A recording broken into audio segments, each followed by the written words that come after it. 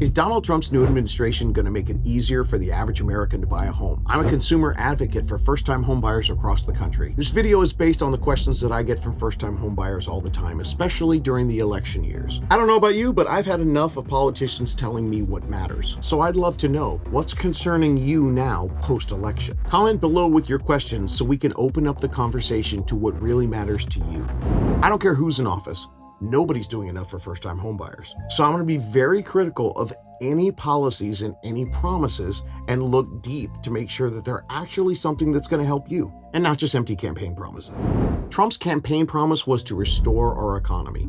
A strong national economy means that home prices go up because strong is referring to the value of market assets. And in this case, those assets are home prices. When the economy is going up and the home prices follow, interest rates become the main factor when it comes to housing affordability. The other factors affecting housing affordability, it's the lack of inventory in the housing market because of a shortage of home construction that's been going on for over a decade. Plus, since the year 2000, rents have doubled almost every decade, preventing new home buyers from being able to save for a down payment. During Trump's 2016 to 2020 term, homes appreciated 15%. So that's about $15,000 on a $400,000 home per year of that administration.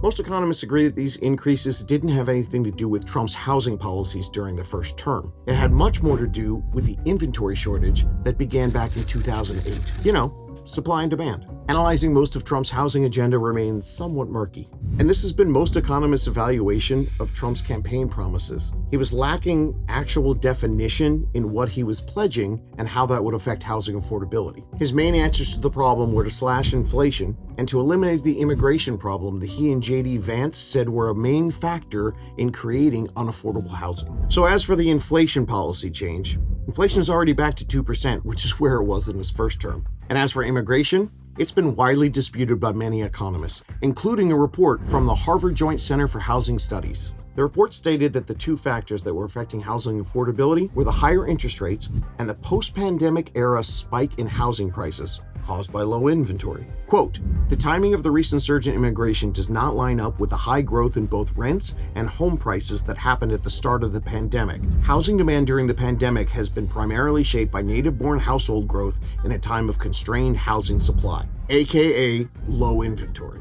And as a side note, immigration was actually at its lowest in the post-pandemic era from 2020 to 2021. So while these campaign promises won't have a big effect on housing affordability, Donald Trump is proposing one major policy change that could affect mortgage interest rates, and that is a big deal when it comes to housing affordability.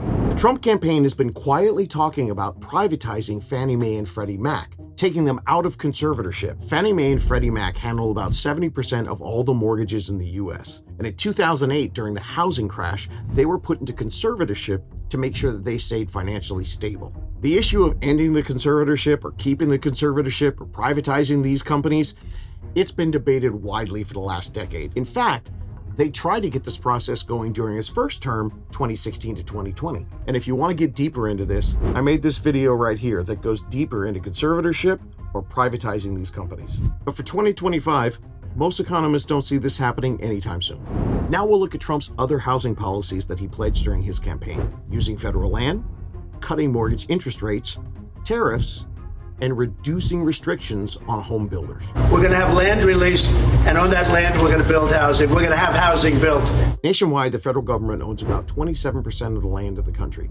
Problem is, a lot of that land doesn't feel real homey and not where people want to build homes. Not to mention the infrastructure costs to get those neighborhoods up and running may offset any affordability that those houses could create. As for Trump's pledge to bring mortgage interest rates back down to 3%, the conservatorship might help a little bit with that. But without laying out any policy details, most economists don't see any path to where we're going to get interest rates back down to 3%.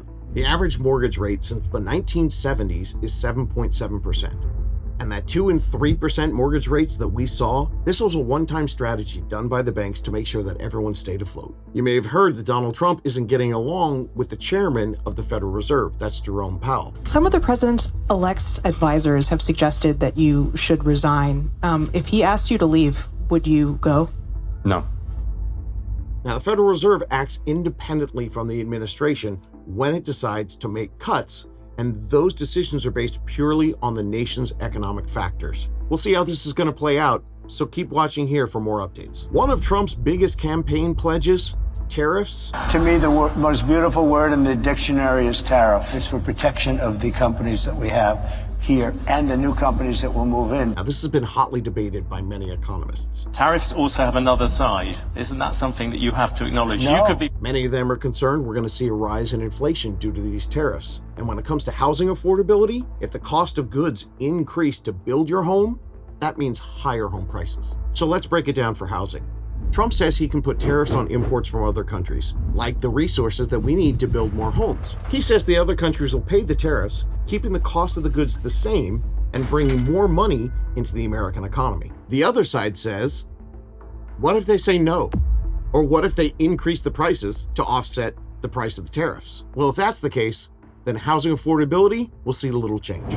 Now, this next policy pledge is something that I think could really help first-time homebuyers: the deregulation on the new home builders. The issue is, if these policies happen and the new builders have less regulation and less red tape, and building homes are cheaper for them, will they pass the savings on to the consumer, or will they line their pockets with the profits? Hopefully, if this means we're acting in a true free market, this will increase competition, which should create more competitive prices for the consumer.